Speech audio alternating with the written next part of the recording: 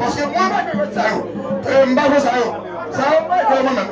attention, demain matin, je vais pour ma faire encore arrivé mercredi à 4 bandes, gros bandes. C'est ça.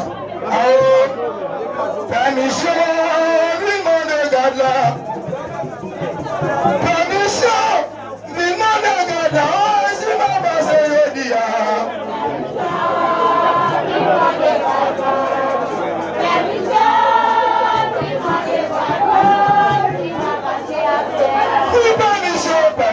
permission, oui, permission, l'imam de Gadla. Si ma base est dit,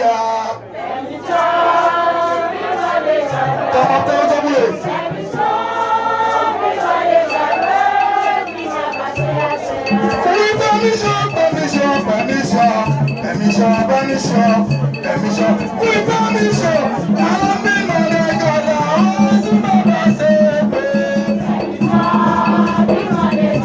c'est ça.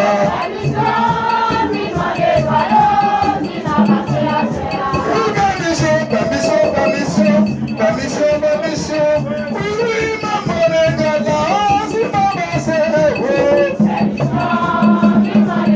C'est ça, oui.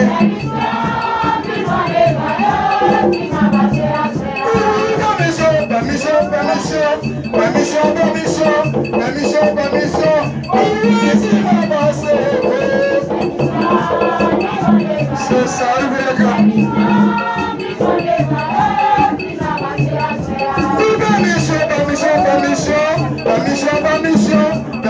permission, oui, si maman c'est oui. C'est ça, oui.